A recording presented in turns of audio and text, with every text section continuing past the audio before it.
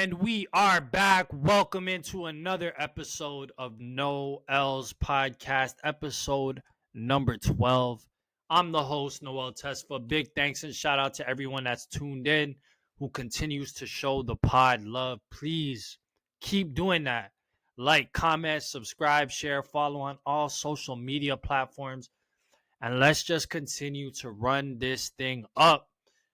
Hopefully everyone's doing well as you get ready to start your week, whatever you got planned, whatever you got going on. But today we are going to skip the formalities because if we're being honest, you're here for one reason.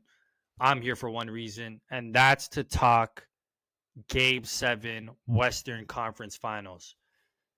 Easily and by far the biggest game of the season up to this point. Arguably the biggest game, one of the biggest games of the past decade in the NBA. The San Antonio Spurs take down the defending champs Oklahoma City Thunder in OKC to advance to the NBA Finals against the New York Knicks. Now, we're going to be talking everything from Victor Wembanyama and what this victory meant for him, how it's accelerated his timeline to becoming one of the greatest players we've ever seen, maybe the greatest player we've ever seen. So we're going to talk him. We're going to talk the Spurs as a collective, as a team, because I am so amazed of not just what they did in Game 7, but what they've been doing as a whole, this whole playoffs, this whole season, to be honest. So I'm going to talk about the Spurs and their role players, their organization. Then we'll go to the Thunder side of things. We'll talk about Shai Gilgeous-Alexander, who had by far his best performance of this series. I'm going to talk about him, what this moment means, what this loss means for him, and how important of a moment this is in his career. Like, his career could really go one of two ways from this point on. So we're going to talk about Shai. And then we have to talk, of course, Chet Holmgren, who absolutely shitted himself. And, man, it's a Chet, bro. Yeah, I got a lot of things I have to say about him. So that's what we're doing. Thunder, Spurs, Wemby, Shai, Chet, the whole Spurs organization, everything. And this episode is probably going to be cut up into two parts. This being part 1, obviously, about Game 7.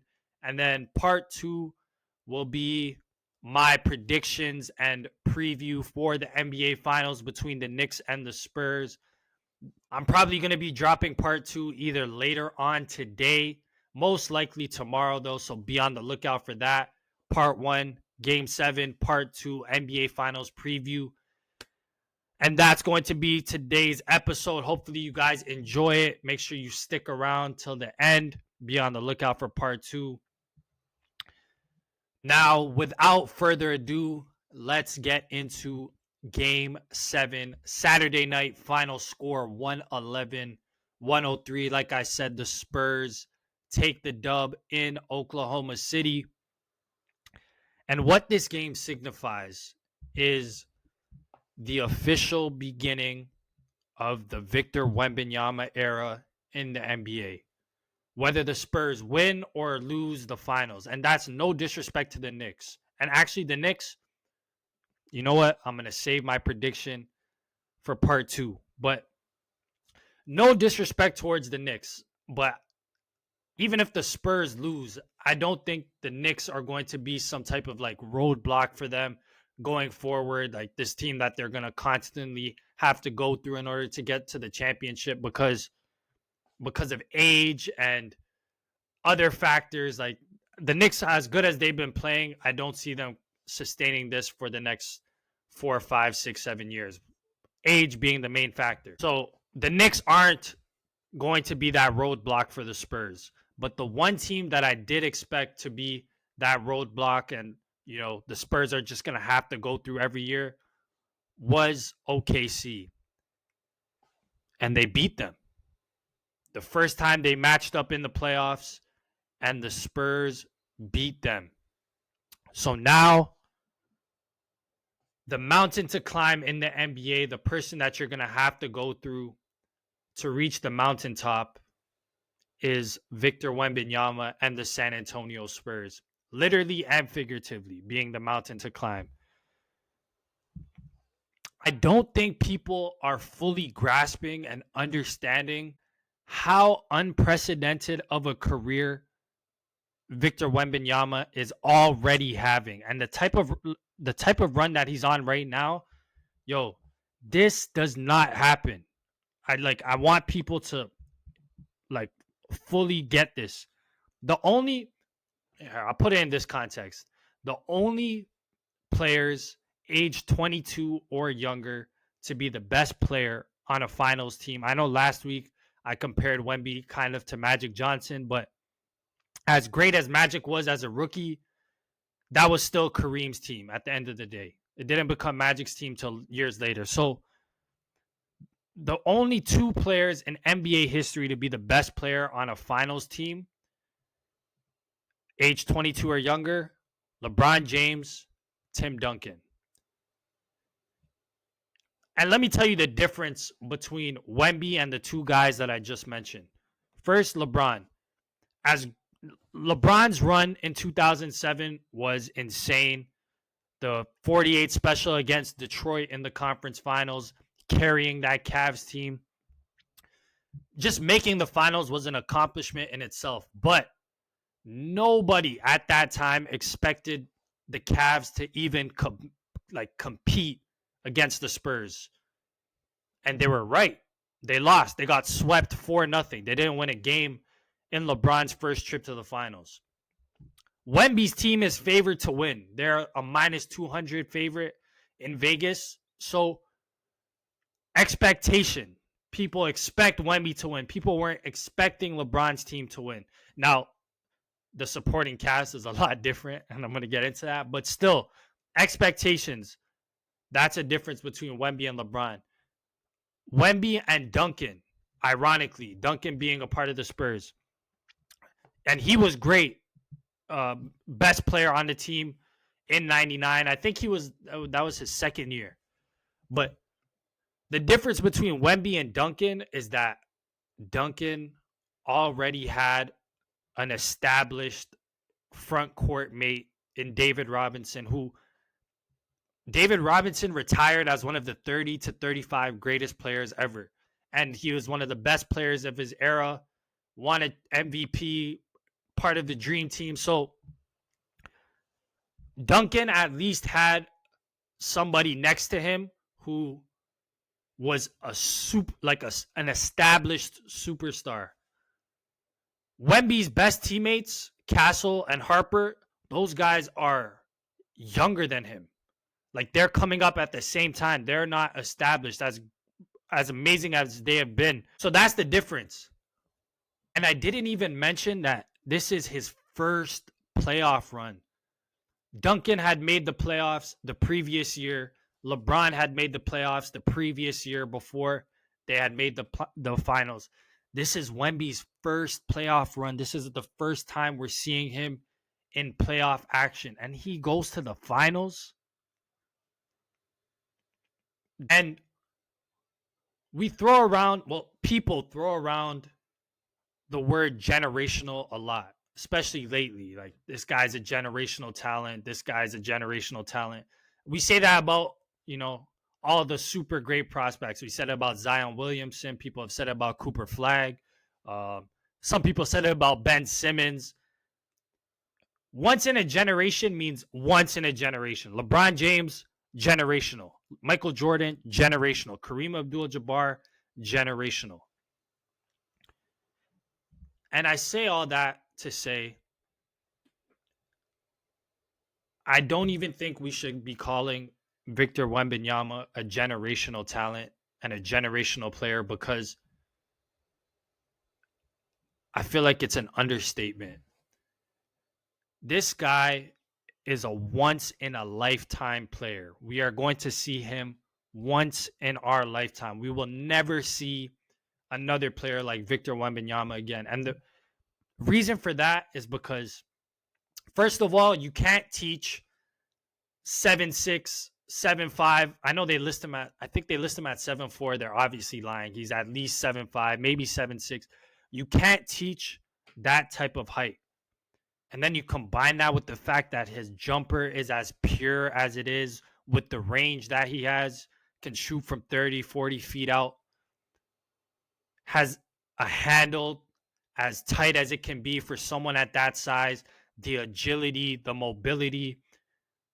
I'm not even going to talk about the defense, which I've just talked about ad nauseum, but the space that he takes up on the defensive end, you put all those things in a giant pot and you get once in a lifetime player.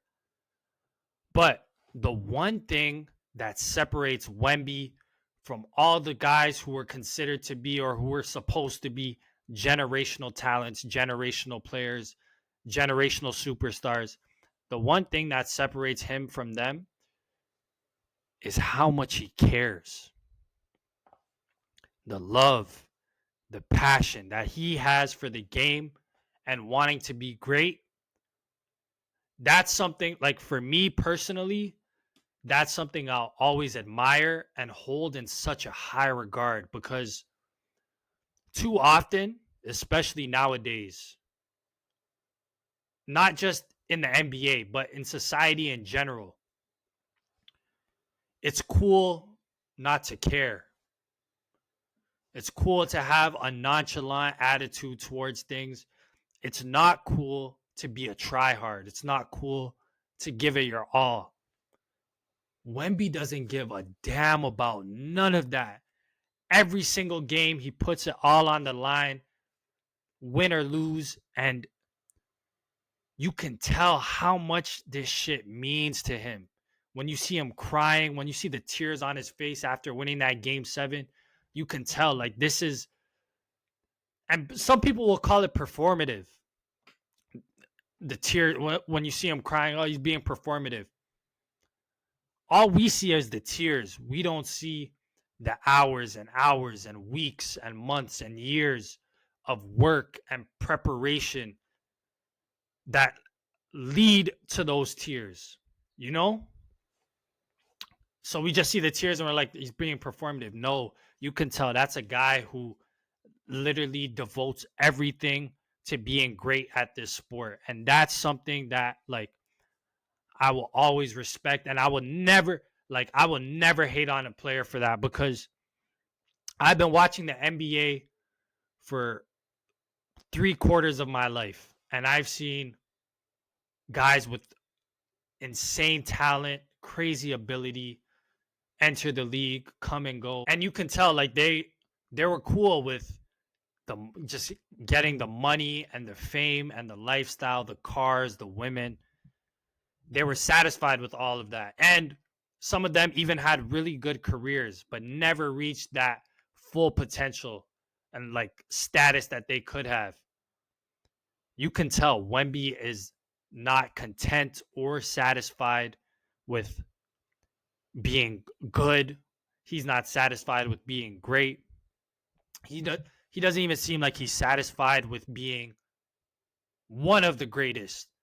He is fixated on becoming the greatest basketball player of all time. And look, that is no small feat. And it takes a lot, like, years and years and years of sustained dominance to even reach that conversation. But it starts up here, the mentality, the mindset. And that's one thing I would never question about Victor Wembanyama, because what he's shown in these playoffs is he wants it, and he wants it bad, and that is very scary for the rest of the NBA.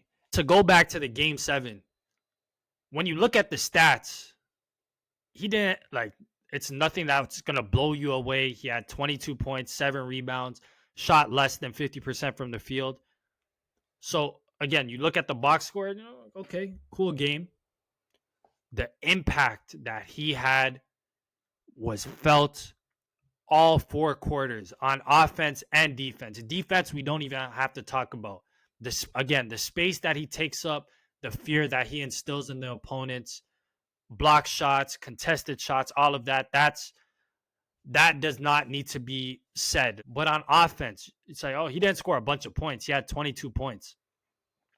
It was timely baskets. Like every time the Thunder had momentum in the second quarter when they were playing well, they're cutting the Spurs lead. He had a pull-up three in transition. Boom. Went from a 6-point game to a 9-point game. Thunder had to call a timeout. At the end of the half, when the Thunder cut the lead to, it was like a 1-point game. Wemby, fadeaway jumper, bank, final basket of the half to give the Spurs a 3-point lead and a little bit of momentum going into the third quarter. Same thing happened in the fourth quarter when the Thunder were trying to make one more push. The Spurs up by 8. Wemby, tween, cross, step back, 3 in Jay Will's face to give the Spurs an 11-point lead. It was timely baskets. You could feel like it was never a moment in the game where you're like, where's Wemby? At least like sometimes that happens on offense. Not in this game, even with the 22 points. And look, there are a lot of players in the NBA currently, past, present, who can put up really good stats. And you look at the box score at the end of the game and, oh, you see 25 points, shot 53% from the field. This guy had a really good game. But if you actually watch the games, the full games, or you go and rewatch it, you'll see, oh, this guy didn't really do anything. He didn't have little to no impact on the game. I think they call those like empty stats. But the point is, there are a lot of players who do that. Wemby is the opposite. He doesn't have to put up jaw-dropping stats in order to have a huge impact on the game. Their one game that they played in Toronto this year, I didn't go, but I watched it on TV. I think he had only 12 points, and they did a really good job of like guarding him on the Raptors did on defense. But he was still the best player in the game. Like he had the biggest impact because of what he was doing on defense, the energy, the gravity that he brings. Yo, this is a serious player, man. And it's a privilege to watch him. I can't wait to see what he does in the finals. But as amazing as he is and as great as he was in Game 7 and in the series in general, I would be doing you guys, myself, and the Spurs a disservice if I did not speak to how great of a collective and a team that they were in that Game 7, like this whole series, but Game 7 specifically. What the Spurs did as a group, Julian Champagnie, who 3 years ago was waived by the Philadelphia 76ers. Like they cut him so that they could sign Mac McClung. G League legend, Mac McClung. G League legend, dunk legend. Mac McClung is not a rotational NBA player. He might not even be an NBA player, period. And they waived Champagnie for him. Fast forward to 3 years later, in Game 7 of the conference finals, biggest game of the year. And what does Julian Champagnie do? 20 points, 6 in massive threes, including 3 threes in the third quarter, crucial when the Thunder were coming back and they took the lead at one point. It was Champagnie who hit a big 3. He got fouled in the corner on a 3, hit free throws. So just a huge game for him. And on top of the fact that the first 4 games of this series, he could not shoot. He was not showing up. He was becoming borderline unplayable. And for him to do what he did in Game 7, hey, you get nothing but respect from me. So he showed up. Steph Castle, who I've talked about a bunch on this podcast. You guys already know how big of a fan I am of Steph Castle. If you don't know, now you know. But he came out and really set the tone for the Spurs in this game. 9 points in the first quarter, but it was the mentality that you could see he was playing with. Like, you will never hear me utter the word scared and Steph Castle in the same sentence. Like, the moment is never too big for this kid. And he, along with Wemby, really got them going in that first quarter. He was great. Major props to him. He was in foul trouble most of the game, so we didn't see him as much in the second half, but he did his part. His running mate, Dylan Harper, these two guys, what Harper as a rookie, Steph Castle in his second year. I mean, Harper, big plays to end the game in the fourth quarter. He had a putback layup that was crucial, just a back-breaking three with, I think, 3 minutes left, which basically sealed the game for the Spurs. Yo, these two guys, Castle and Harper, backcourt of the future, yo. Not just for the Spurs. Like, this is the backcourt for the future for the rest of the NBA. So yeah, Harper was great down the stretch. De'Aaron Fox, this is a guy who a lot of people don't expect to be in the long-term plans for the Spurs, but you know, he just provided a steady force for them on offense and defense for the whole night. It felt like anytime the Thunder had momentum, it was Fox who was making the plays to settle down the Spurs, whether it was on defense or offense. So shout out to De'Aaron Fox going to his first finals. Keldon Johnson, sixth man of the year, wasn't having the greatest series up to this point, but hit two big threes in the fourth quarter to make sure that the Spurs did not give up their lead. He was great. Luke Cornett, who only played 6 minutes, still managed to make the single biggest individual play of the game, the chase down block on Isaiah Hartenstein with midway through the fourth quarter. If Hartenstein scores, it would have been a 4-point game. Instead, Cornett blocks it.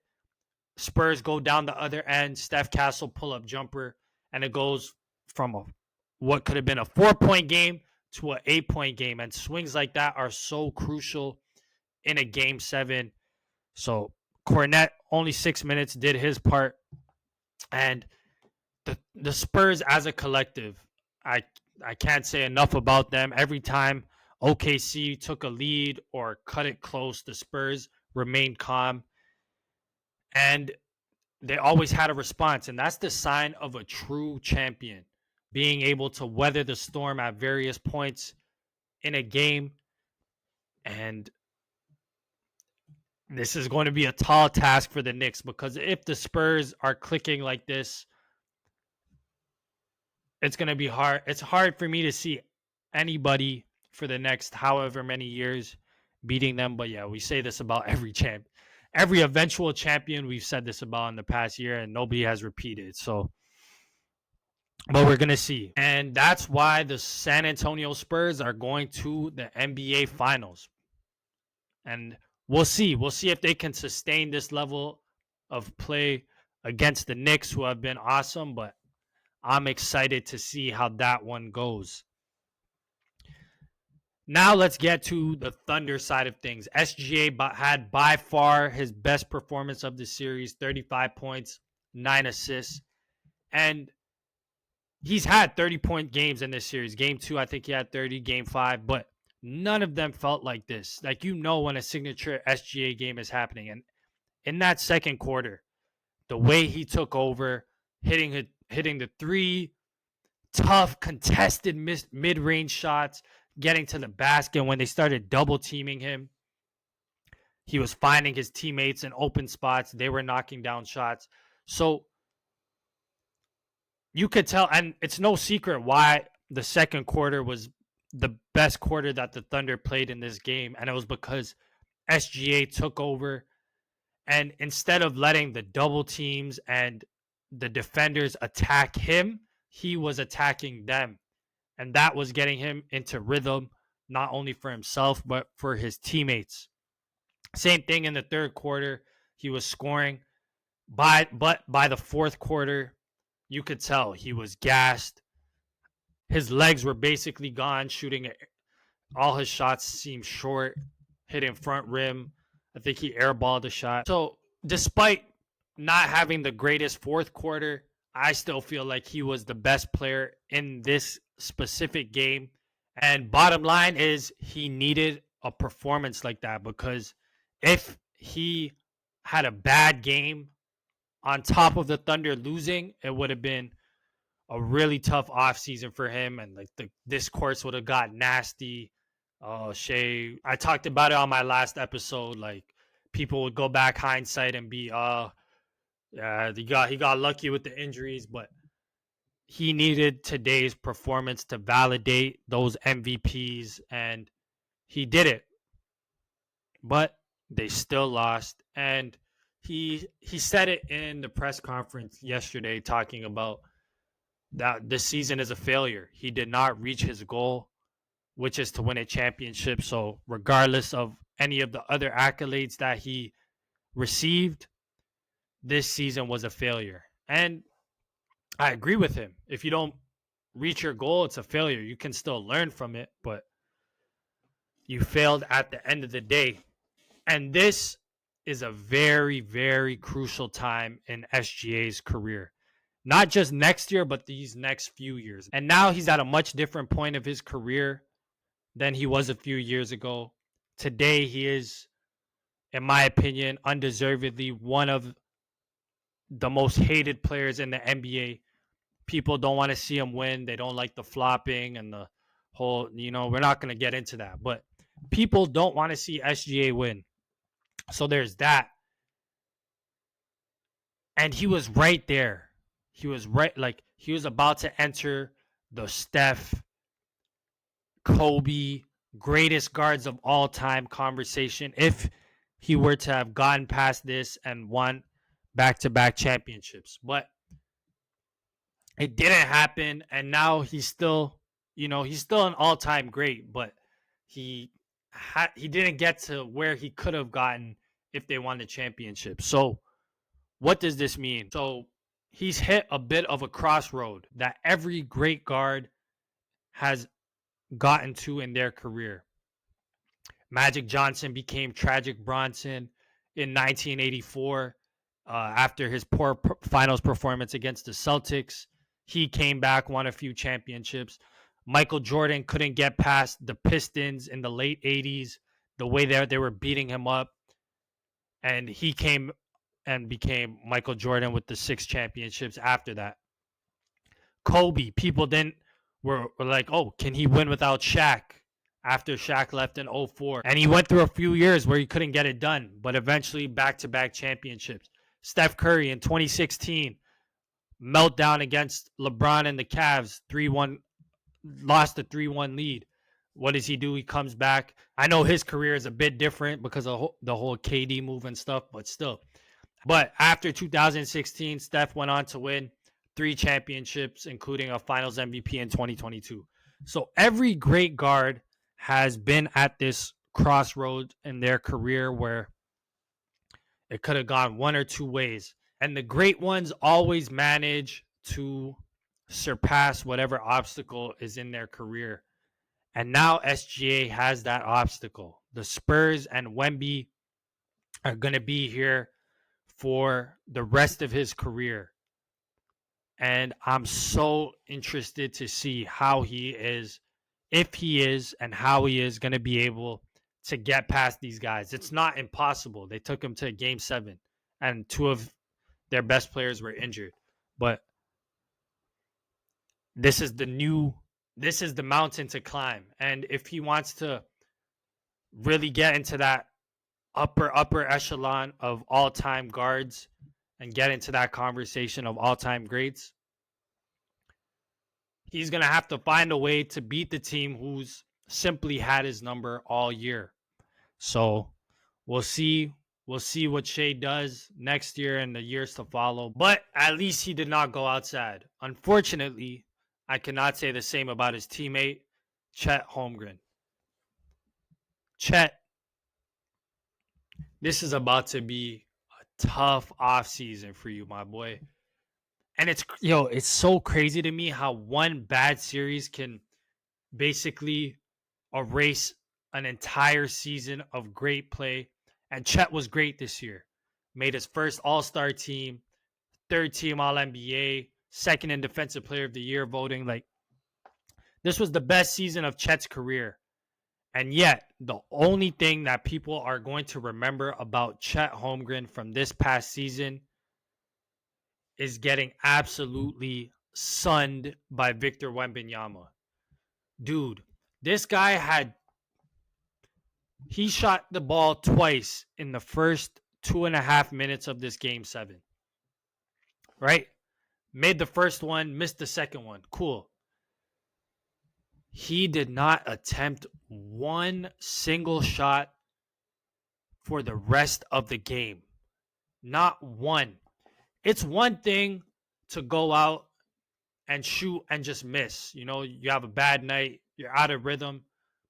That's one thing. To not even attempt a shot for basically 46 minutes of the game, that's pathetic. It's unacceptable. It's selfish. And he just simply let his team down.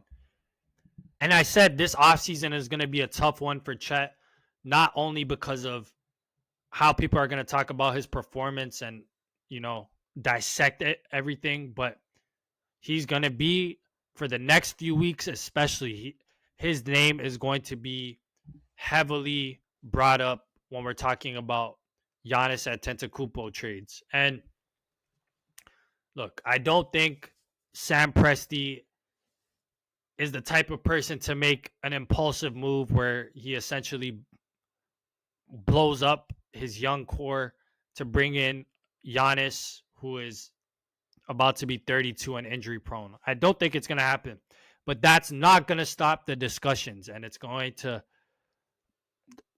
percolate the whole, not the whole offseason, but for the next month and a half. And honestly, I don't even care. I don't care whether Chet's on OKC next year or if he's on Milwaukee or whatever team. The only thing that can't happen is for him to repeat what he did in this series. He can never be that type of player again, because you can call NBA players a bunch of things. One of the worst things to be called as an NBA player is scared. And Chet Holmgren looked scared on that basketball court Saturday night and for a lot of points during this series. So he has to shape, if he has any type of dog in him, and I believe he does. It was just buried deep down inside of him against the Spurs. But if he has any type of dog in him, he's going to do whatever it takes this summer, whether that's getting in the weight room or copying what Wemby did, shaving his head, going to the monks, or whatever. Like, whatever it takes for this not to occur again, he needs to do. And like I said, I don't think the Thunder are going to trade him. I think they'll give him one more year and one more offseason to see how he develops, not just physically, but mentally. But next season is going to tell us a lot about who Chet Holmgren is as a player and how much this really affected him. Because if it affected him like I think it did, or how it should, this offseason is going to turn him into a beast. But like I said, like I've always said, only time will tell. Thunder lose their first series in 2 years. No Jalen Williams, no AJ Mitchell. And I think the nucleus for this Thunder group is going to stay intact. I don't think Sam Presti is going to do any major changes, maybe some minor ones, whether that be getting rid of Isaiah Joe or Aaron Wiggins. We'll see what they do in the draft. But I think the core group of guys for this team, maybe Lou Dort, we'll see on another team next year, but the core group of guys, Shea, Chet, J-Dub, probably AJ Mitchell, Jared McCain, Hartenstein, I think will come back. I think we'll see those group of guys together. They're still going to be an insane team. They're still going to win a bunch of games next year. And they'll probably be in the same spot again, probably against the same team in the Spurs. And we'll see what happens. But I think Presti is going to give this nucleus one more year to see how they do against the Spurs. And if the same thing occurs, then we'll probably see some major shakeups in OKC. But for now, the only thing that the Thunder needs to be focused on is getting Jalen Williams back healthy from this hamstring that's been bothering him basically the whole year. Making sure Chet is the most locked in he's ever been in his basketball career. And for Shea to just get maybe a little bit better. And I know that's crazy to say about a back-to-back MVP who's playing like at the height of his powers, but I think this series showed him that there may be a few tweaks that he needs to make to his game. We'll see. We'll see how he comes back. I'm excited to see the Thunder, how they respond next year, but their season's over and they're going to have to watch the Spurs and the Knicks battle it out in the finals. That should be fun. Speaking of the finals, my preview and prediction will be part 2 of this podcast, of this episode. And that concludes part 1 of this episode. Hopefully you guys enjoyed. Part 2 coming very shortly. Make sure you guys be on the lookout for that. And yeah, I'll see you soon. Take care.